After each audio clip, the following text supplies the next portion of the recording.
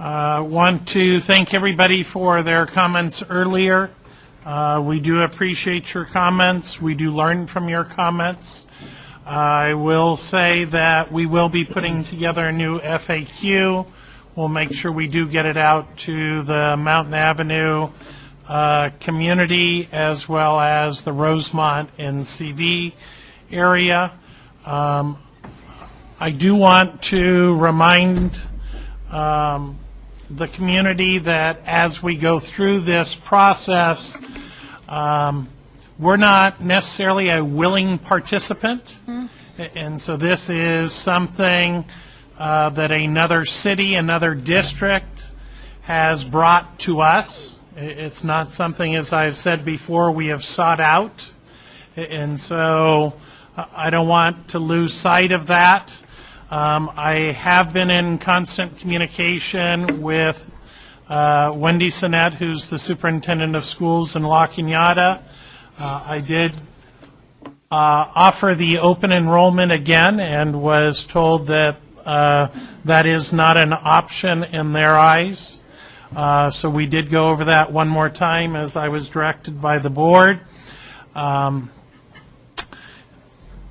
La Cañada Unified understands the importance of the park and the bridge to any type of negotiated settlement. And so basically the settlement would be written that both the park and the bridge would remain complete access to Mountain Avenue as long as Mountain Avenue is a school.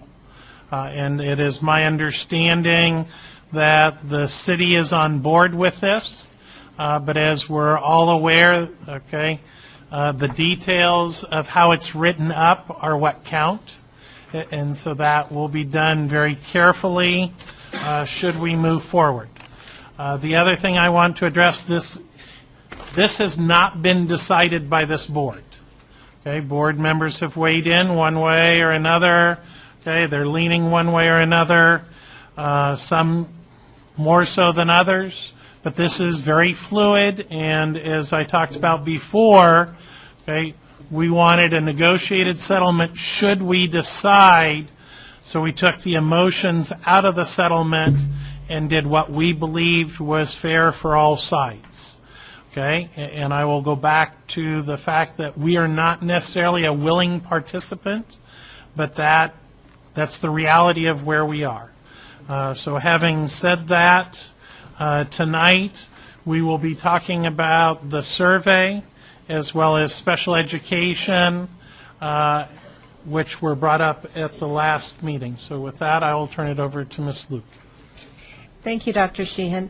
As you're aware, we hired a professional survey company, and they surveyed the registered voters within the territory transfer area, and there are 1,604 registered voters. The response that they received was from 695. That's a 43% response rate, and that was either online or over the telephone. And that's occurred since this last board meeting.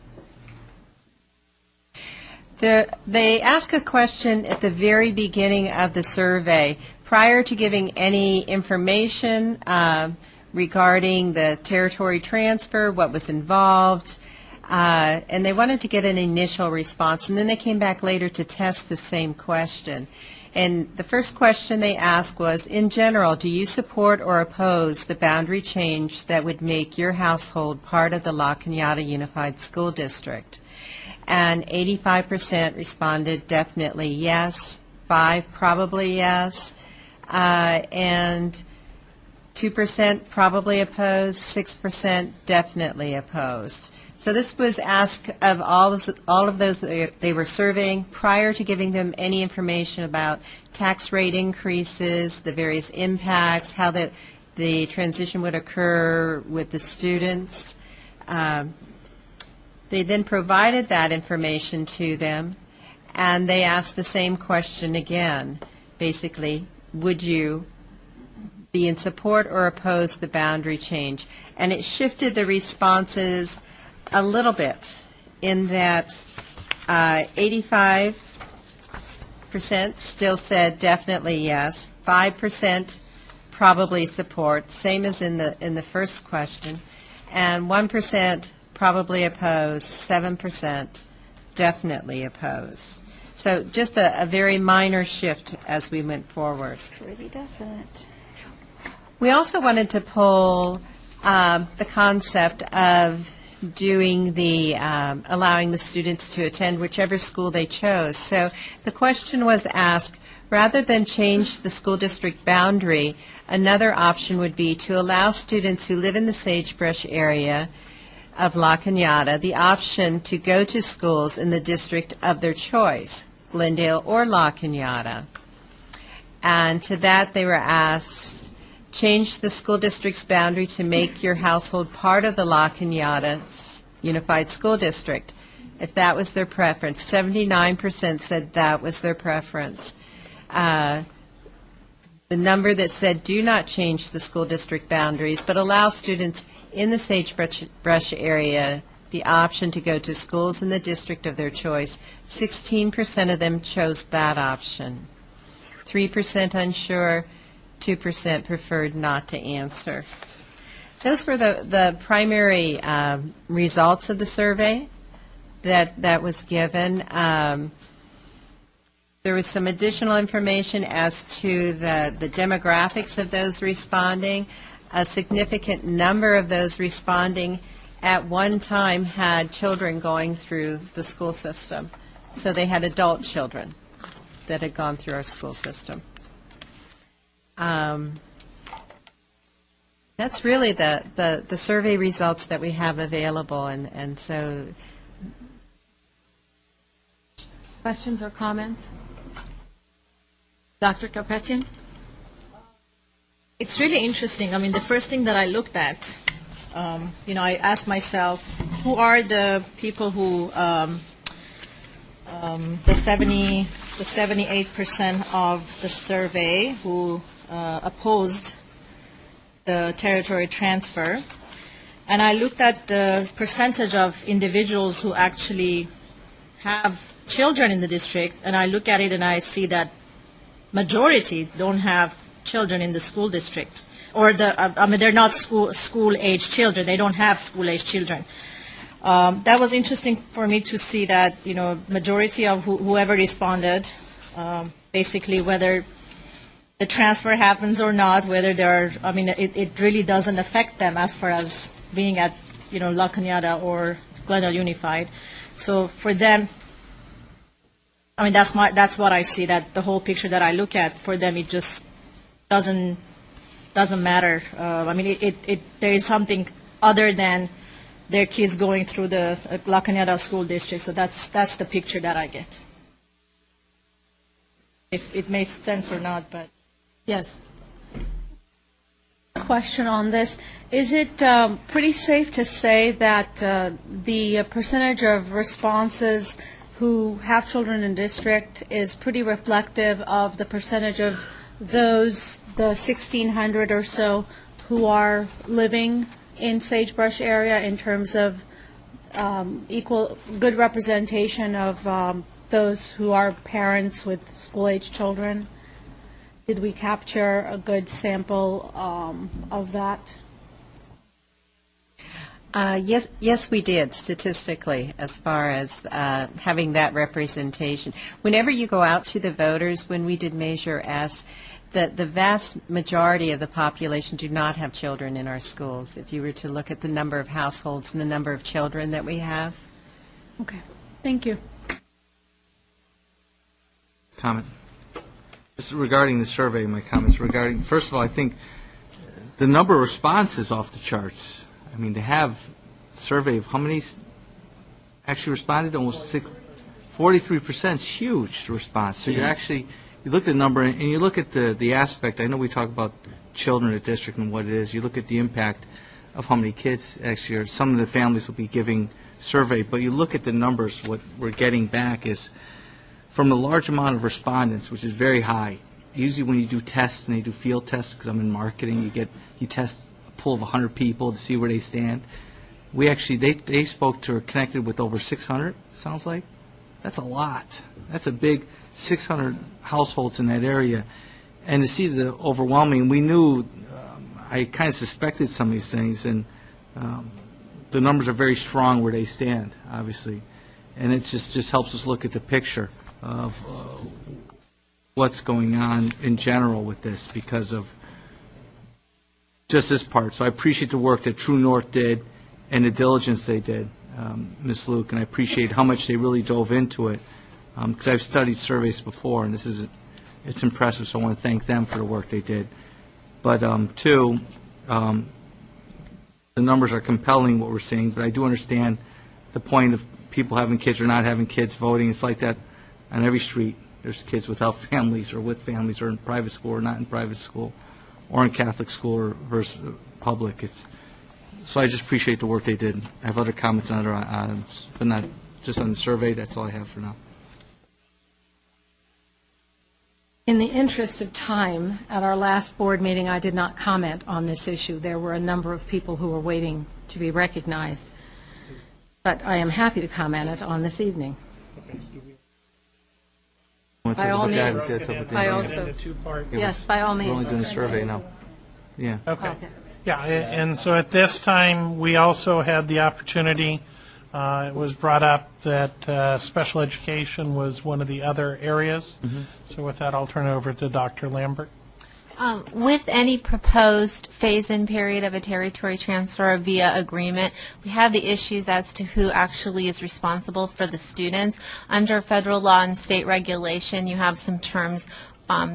One is district of residence and the other is district of service. And those things get very muddied when you're talking about students on permit or students on some sort of phase-in period. So what we thought would be best in the interest of the students and best with regards to the potential legal exposure of both districts would be to choose to share costs via an agreement that we would come to. And we were talking about sharing costs for excess programs beyond what students would be provided for in a regular district program. Most of our schools all have resource programs, some capacity to provide speech, but we were talking about things like non-public schools, clinic-based services, and those types of things that would be extra costs beyond a regular program in a shared fashion. Agreeing to what's the bottom line? So on this? What's the basically bottom what line? we would have shared agreement on any services beyond what are considered, and I hate these terms when we're talking about students, but beyond regular services. So any specialized services that cost more would be on a shared basis by both districts. Because okay, and I hate to say this as well, but there is sometimes litigation involved in these type of situations, and so those costs would be shared as well. If an agreement were to be made for this phase-in period of a territory transfer whereby we would determine that students at certain levels, certain grade levels would matriculate up or have choices to stay with siblings and so forth, it gets very muddy with regard to who is the district of residence and who bears fiscal responsibility for providing the special ed services. And should it become a litigious situation, even though we have an agreement in place with regard to where the students are allowed to attend, we wouldn't be able to control, in other words, who parents chose to litigate against. So that's sort of the rationale as to why we would provide for a shared cost. We could determine ourselves how we would respond in any situation like that. In the history of Glendale Unified. Yeah, we shared costs with other districts. Yes, we already are somewhat in a shared cost situation because we're all part of the special education local plan area, the Foothill SELPA. So we as a SELPA have a responsibility for the provision of services between Glendale, Burbank, and La Cañada. So we already partner with them in a variety of our regionalized programs, and we've done so very successfully. Question, because I want the public to know that this is nothing new. We've been doing this with other districts, so it's something that we can still continue doing that. Correct. But it's important, it needs to be identified now, because if we are discussing this and this does come to fruition, what happens to those students and how we identify, and basically they're agreeing it's going to be a shared responsibility, which is important aspect for us to comprehend, because there's a lot of joint projects we have with College View shared with Burbank and La Cañada, and we have other entities, right? Correct. So we have had a long working relationship with all three districts. We could end up in a situation where one of us is technically the district of residence, although with a territory transfer that's gray. Another of us would become the district of service, providing the service. And if parents are unhappy or there's some sort of litigation in that situation, I think it would be best if we had decided in advance to share costs with regard to what we're doing for those students. One more question. How many special ed students do we have that reside in? I would believe about 400. 400? No, that's special ed. No, special ed. Oh. Actually, well, it would be 10% of whatever the number, about roughly 10% of whatever the total number is. Excuse me. Mrs. Walters? Sure. Okay, so just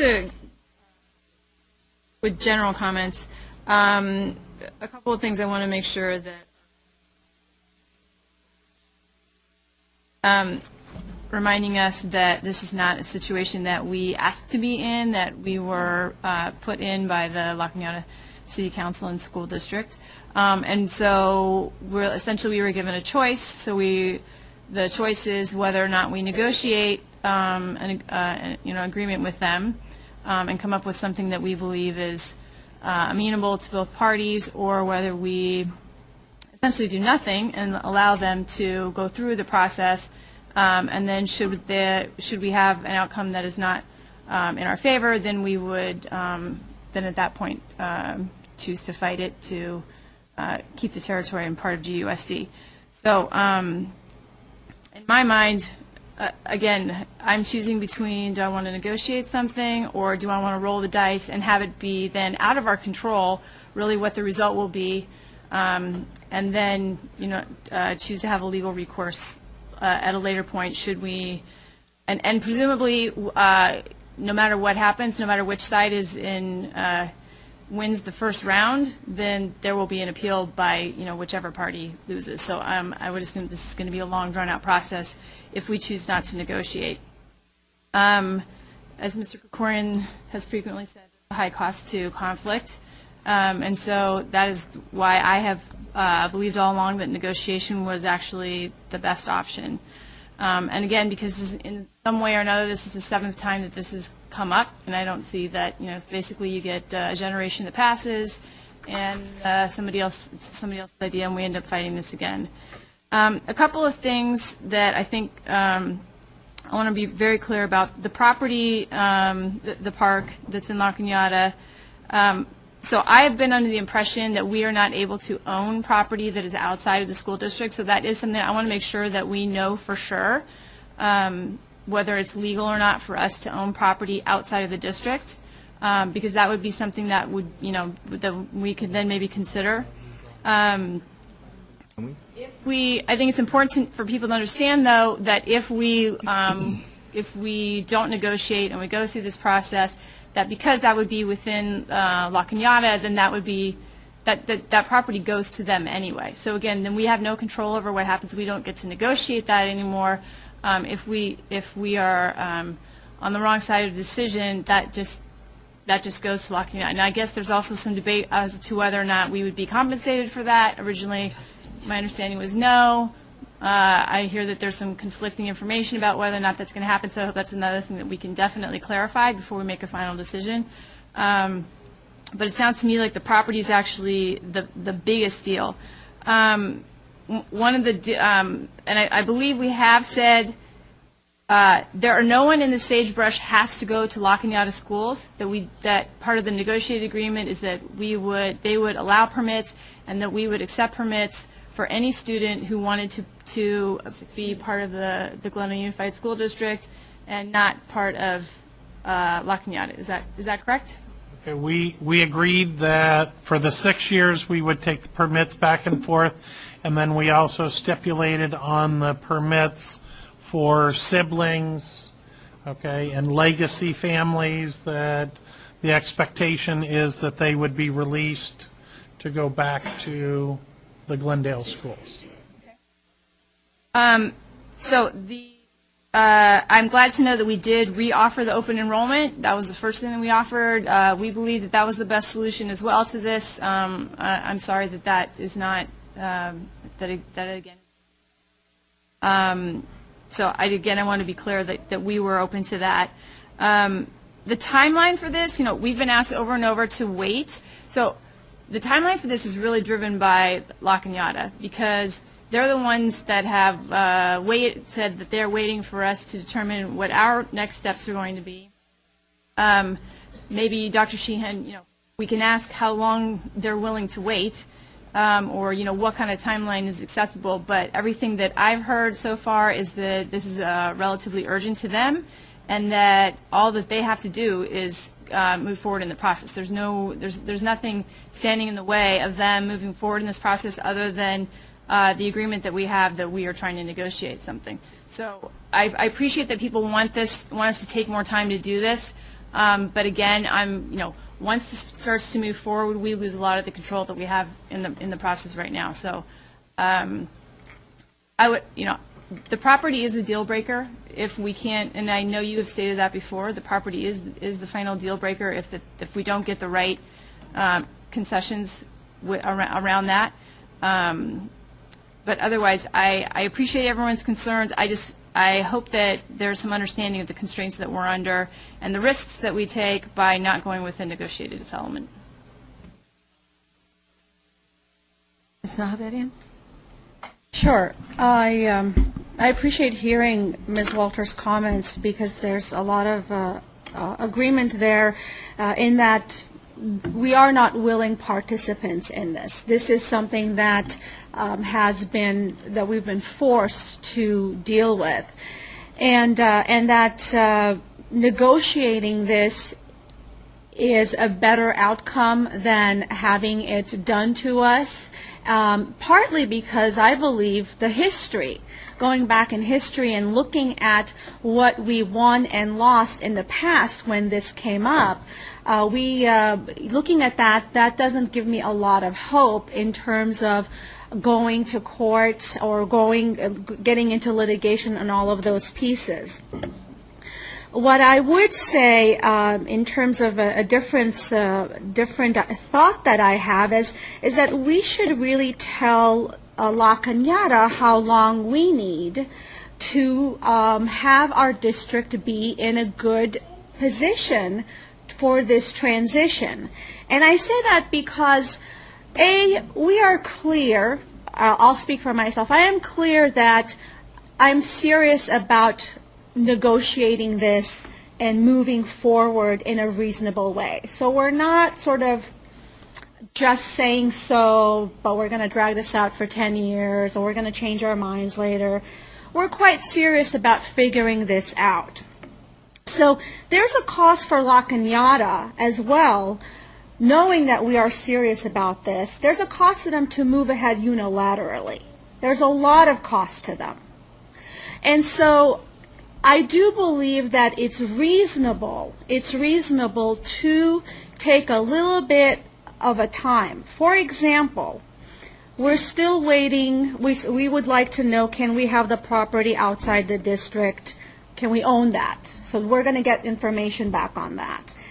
I'm curious about when would the document related to the park and the bridge, when would that actually be drawn up, for example? So I tend to think when there are some questions still lingering, I don't want to get the questions answered in the June meeting and then make a decision in the June meeting. So I'm seeing this down the road, maybe through August or September, in terms of making a decision, because there are still some things that we still need to get information about. And I appreciate the phase-in very much. I have another thought about the phase-in, which I'm going to ask my colleagues' thoughts around. I brought it up last time, but let's think about it, which is having a phase-in not just for those who are already in kindergarten now, but phase-in for the 6 years in terms of a child who's a year old now. And what that means is that a child who's a year old lives 3 blocks from Mountain Avenue, okay, but lives 3 blocks from Mountain Avenue, and unless we include that child in our phase-in, those parents believe today that their child is going to go to Mountain Avenue. But when kindergarten comes around, they're going to be at this meeting, talking to us about what happened.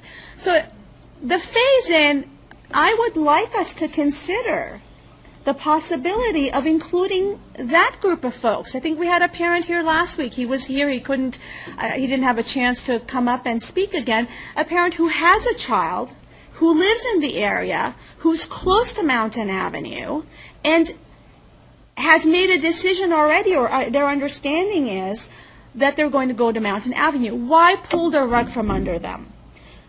This is a huge change that we are making, or that we are working on making. It's huge and it's permanent.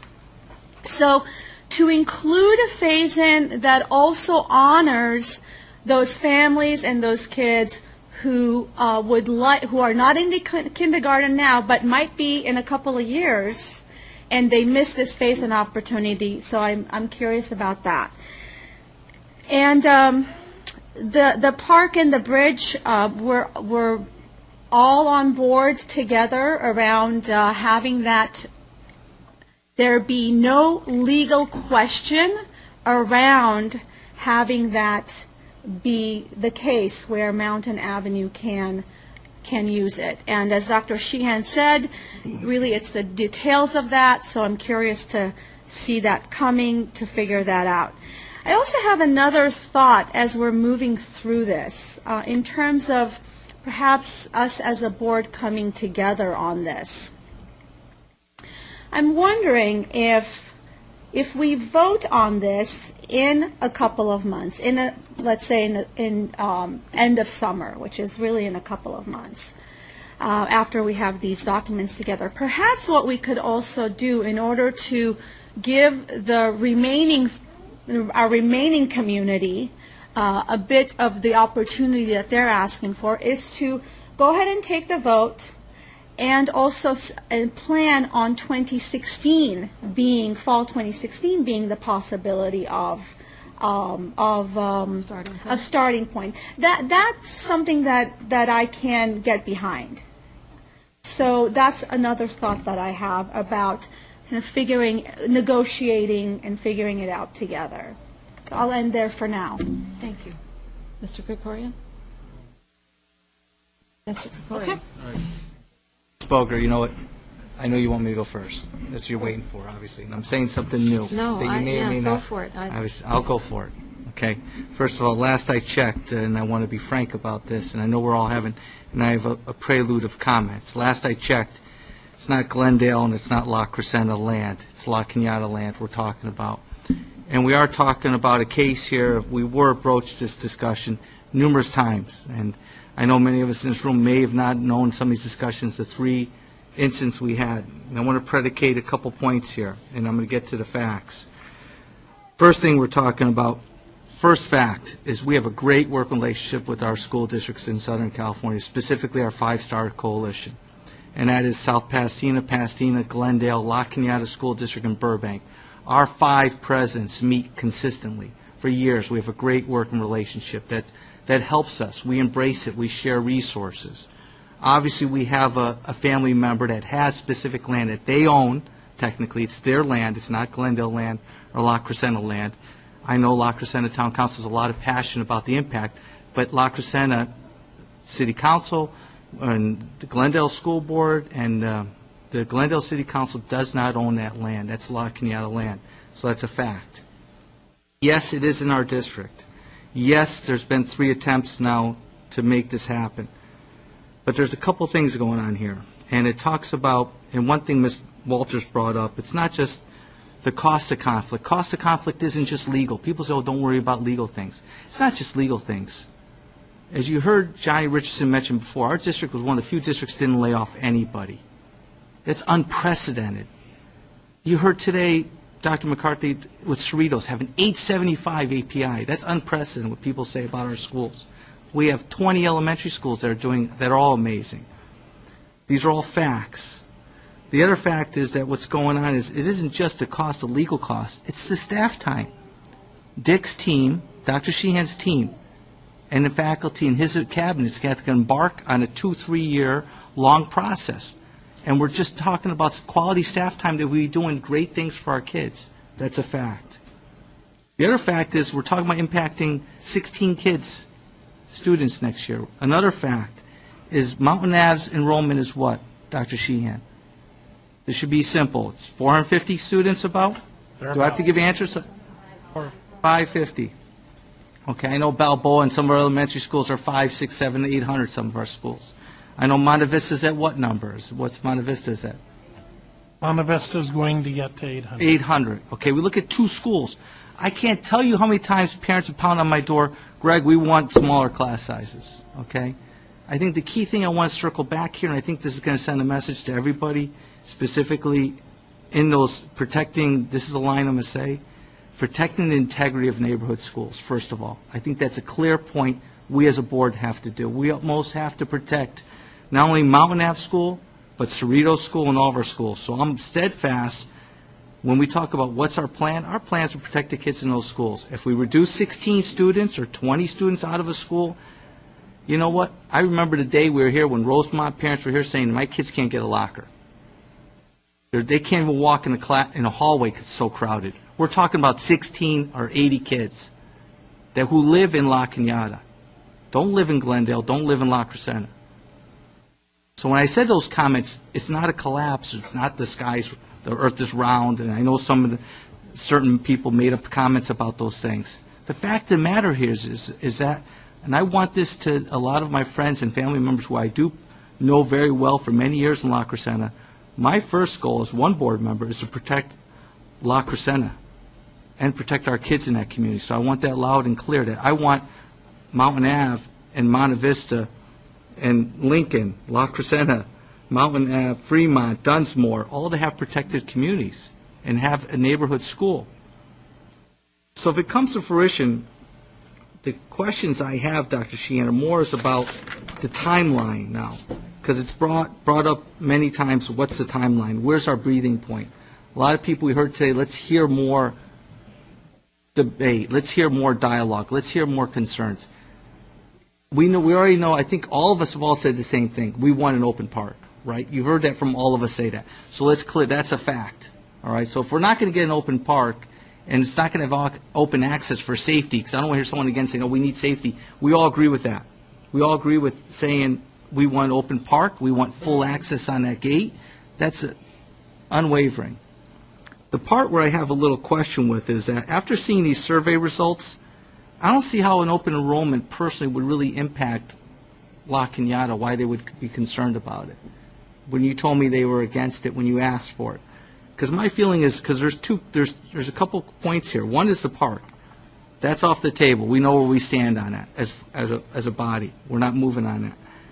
Now the open enrollment is something we all said we want, right? But when you read these numbers, if the parents are in La Cañada and Sagebrush, what's the fear factor from La Cañada is my question. Of why wouldn't they want an open enrollment, Dr. Sheehan? Have you heard anything? I'm curious to hear some things, if there's any, because if they did the open enrollment and the open park, and we're going to protect Mountain Ave, we're going to keep low class size of Mountain Ave, and the other thing I want to state here, the money we gain from this stays in Crescenta Valley, that's another point, that money stays to help Mountain Ave and help the schools impacted by this. If I was a parent, my kids were going to Mountain Ave, I would say, cool, man, I have this. I'm going to be protected. We got to send that clear, defined message, directed message that we're committed to those kids. But have you heard any impact from the open enrollment question? It's pure speculation, and we it don't comes know. down, no, I don't definitively know. That they said no or not on that? Well, no, they definitively have said no, they are not interested in the open enrollment. Okay, now we're suggesting back now to you, we want to reiterate this message. the Board of Education in Glendale really want to push that issue with open enrollment, because really it's a no impact for them if they give students and families who live in that Sagebrush area choice to go to our schools or their schools. And that question was posed to Ms. Sinette today, and she said they are not interested. All right, then we're going to have to send it again. It's like, I say we as a body again, before, to be honest, why prolong something if they're not going to budge on something, and if we're not in agreement on it? Because there's two areas that we have. We've all said it many times. Breaking point's the park. Now we address that. Second thing was open enrollment. If we get some type of compromise in that area, then hopefully their elected bodies see how serious this is. Because to be honest, some of the comments that we're coming here helps us in some respects to look at the bigger picture. But I think one thing here I want steadfast, and there's a lot of rumors that have been out there. I want it loud and clear, and I've said at the point before, is I want to protect the integrity of Mountain Ave School and Monte Vista. Rosemont, to be honest, we lower some of the class sizes there, it would be great. And CV, we help the kids there. And if we do gain any extra money, I think part of it should be helped to offset if protecting the librarian or the computer classes there, so the Mountain Ave kids get some extra benefit out of that. I don't see any problem in that at all. But what I don't want, and I appreciate personally, I'm saying this publicly, our own constructive concerns with each other. What I don't want to happen is our own bond that we've built strong between the five of us to be broken or any type of damage done to it, because it's okay to respectfully disagree with each other. If I disagree with Ms. Boger or disagree with Armin or Christine or Nairi, I think the key thing here is, and especially from the two longest standing board members on here, we have a strong understanding of what we do as Board of Education members. And the last thing I ever want to hear is a Locker Center resident say, Greg, do you really care about, yes, we do care. But I think in the best sense, and I'm not walking no line, what makes the most sense is us moving forward with a deal that makes sense for both sides, and the kids are both going to win in that aspect. But the question I'd like to ask is, the second one is the timeline. What do they really need, the La Cañada? I know Scott Tracy has brought up some timelines for us. What is the hard-pressed time do they need to avoid costs? Okay, so originally we talked about a decision in May. Yeah, we pushed it We've had back. additional information come out. We wanted to do the survey, so then we talked about June. Now we're pushing back to possibly July for a final. And that is the will of the board. And so if we need more time, then we'll take more time. I would like more time, but So I would like to now- know what their window is too. And so what we should probably do is establish another meeting with, a formal meeting with La Cañada to establish a formal timeline. And then maybe have these concrete answers identified, because if they're not identified, we're not going to be able to move forward. Obviously, because you heard there's at least 3 members here that said they don't want to move forward on that. Right. I have a few more things, but I'll leave it for later. Dr. Garpetian? This is a reality check. Let's be honest. Whatever we decide today, it may not affect us tomorrow or the next year. It will affect us in years to come. That's the reality check. What we decide today, literally, we're not going to see the impact of it very, very soon, but we're going to see the impact of it in years to come, whether being the traffic congestion, whether the safety of our kids, whether financial impact, or losing a great neighborhood school. So those are the things that I literally look at the issue this way, that we need to look at those, that what will happen in 10, 20 years from now. When I see the survey, and as I said, I look at the numbers and I say, most, like 78% of people who are really in favor of the transfer, they don't even have school-age children. And first of all, why do they care if their kids, they don't have school-age children, why do they care if their neighbors go to La Cañada or GUSD school? So, if let's say, starting this year, we give them a choice and say, okay, you can choose La Cañada or Glendale Unified, problem solved. That's how I see it. Open enrollment is the solution for this. Because, first of all, the negative impact of the transfer is on us, on GUSD. And to be honest with you, as a voting member on this issue, if we need more time, we need more time. If we need to plan more things, we need to plan more things. The ball is, I see it, the ball is in our hand, because this is affecting our district, our neighborhood, our school. I really liked some of the suggestions that the speakers, some of the community members, first of all, thank you to all the community members who came out and voiced their opinions. More outreach, maybe we should do that, because there are a lot of still questions that the community members haven't heard, or they are just being aware of. Please, let's revisit the open enrollment option, because this is how I see it. Individuals who are for the transfer, they don't even have kids, school-aged children, and I don't know, I just kind of hesitant to understand the motive behind it.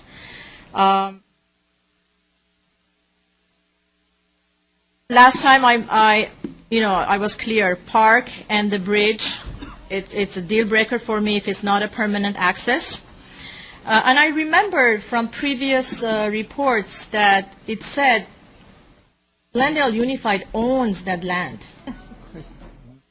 Part of our school district. Then what is Mr. Krokorian referring to? I don't know. Which land? Wait, which land are you talking about? To clarify, he was saying it's in the city of La Cañada. It's in the That's city of all La he's saying. Cañada. It's In the city of La Cañada.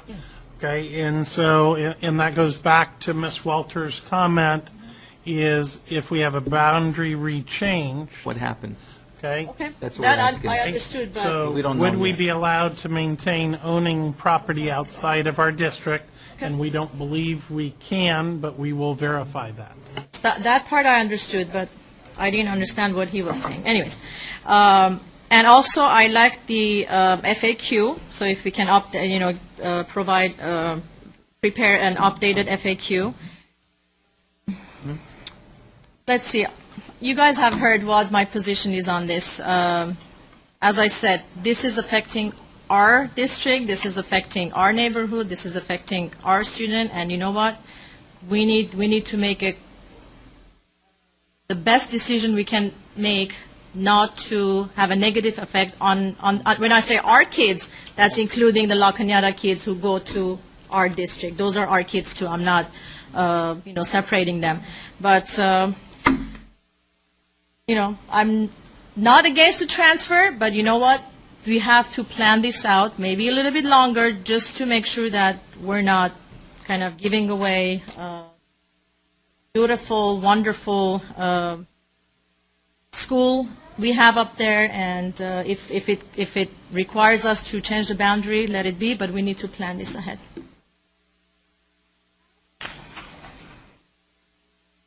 As I stated earlier, in the interest of time, I did not address this issue at the last board meeting, but I've had an opportunity to really collect my thoughts, and so I'm going to read them to you. From the beginning of this most recent iteration of the sagebrush issue, I have been struck by two things. First, that La Cañada can only achieve community unity by having all its children attend La Cañada Unified Schools. Second, that there was a mad rush. A member of this board has led the charge that we must hurry, hurry, hurry. I do not subscribe to either of these suppositions. The Glendale Unified School District has already made the offer, behind which I feel sure this board is prepared to stand. If you live in the La Cañada area of Sagebrush, you may enroll your children in the La Cañada Unified School District. You need not even ask for an exit permit. Go with our blessings, go. If, in fact, the perception of community unity in La Cañada is that all students in that community must attend La Cañada Unified Schools, then congratulations, La Cañada community unity achieved. Done. Finished. This is a quintessential win-win for all. Open enrollment will raise your property values without adding that pesky parcel tax to your property tax bill. In reality, If community unity can only be achieved in La Cañada by having everyone attend La Cañada Public Schools, then it will never be achieved. The number of private and parochial schools present in that community will always prevent it. But in point of fact, basing community unity on the school of attendance has always struck me as an idea utterly lacking in credulity. The next suggestion that we must hurry to make this decision because the La Cañada School District will be rushing off to present a case to the County Commission that community unity is hanging in the balance has been negated by our offer of open enrollment. Therefore, there is no rush. We must take as much time as this issue requires to explore it thoroughly. The time we take should not be influenced in any way, shape, or form by the decisions made by La Cañada Unified. I would remind my fellow board members that we do not answer to them. Long ago, an attorney friend of mine told me that contracts are made to be broken. The only way to fulfill our moral and fiduciary responsibility to the safety of the students of Mountain Avenue is for the property that belongs to our district to remain in our district. Mountain Avenue's safety is irreparably damaged by the loss of the bridge or park. As Dr. Garpetian so wisely pointed out at our last meeting, the loss would be permanent. To focus only on the income from the current bond is to be penny wise and pound foolish. Years and years to come of property taxes, future bonds, developer fees, and ADA also stand to be lost. As a 20-plus year volunteer in this district and as a 12-year member of this board, I believe it is wholly inappropriate for us to deprive this district of any part of its resources. What an incredibly thoughtless and ill-advised legacy for this board to leave. It is the responsibility of this board to maintain the integrity of our boundaries. It has been said that this issue has been raised again and again. Yes, we know that. And each time, Glendale Unified has prevailed. It has been stated that it would cost money for us to fight this blatant land grab. Incredible figures have been tossed out, but not documented. Well, if we have to spend to protect ourselves, then so be it. There are things in this life for which it is worthwhile to fight. There are things in this life for which it is worthwhile to pay because they are important. The integrity of our district is one of those things for which it is not only worthwhile to fight, it is also a premium investment of our money. More importantly, it is our moral and fiscal and fiduciary responsibility to do so. I now am happy to turn to a very pleasant subject, and that is the presence in this room of two newly anointed principals, Dr. Josephine Bixler and Dr. Matt Dalton. Please step up to the podium, Josephine. Dr. Bixler will be taking